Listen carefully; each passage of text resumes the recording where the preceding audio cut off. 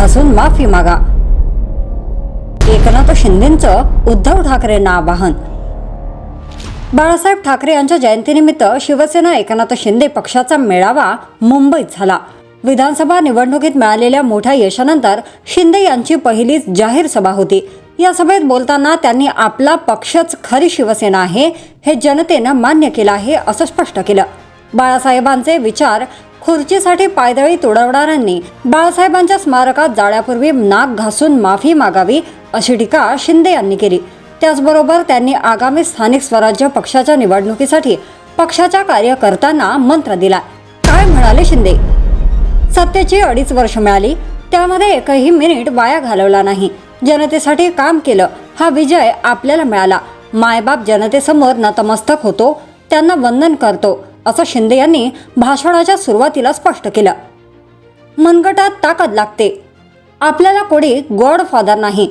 बाळासाहेबांचे विचार, देघेसाहेबांचा मंत्र आणि शिवसेना हे 4 शब्द आपले गॉडफादर आहेत. बाळासाहेबांचे विचार सोडले, त्यांची घर काना घाटका अशी अवस्था झाली. शिवसेना वाचवण्याचं काम तुम्ही केलंय, धनुष्यबाण वाचवण्याचं काम तुम्ही केलंय.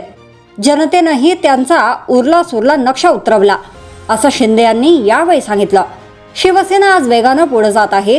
आज ते म्हणाले, आम्ही स्वबळावर निवडणूक लढवणार. निवडणुका लढवण्यासाठी मनगटात ताकद लागते, घरात बसून लढता येत नाही.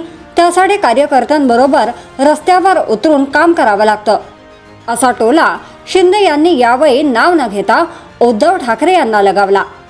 लोकसभेत खोटा नॅरेटिव्ह पसरवून मत मिळवली, तरीही शिवसेनेला लोकसभेपेक्षा 2 लाख मतं जास्त मिळाले, तर विधानसभेत 15 लाख मतं जास्त मिळालीत. तुम्ही 97 पैकी 20 जागा जिंकल्या. आपल्या शिवसेनेने 80 पैकी तब्बल 60 जागा जिंकल्या.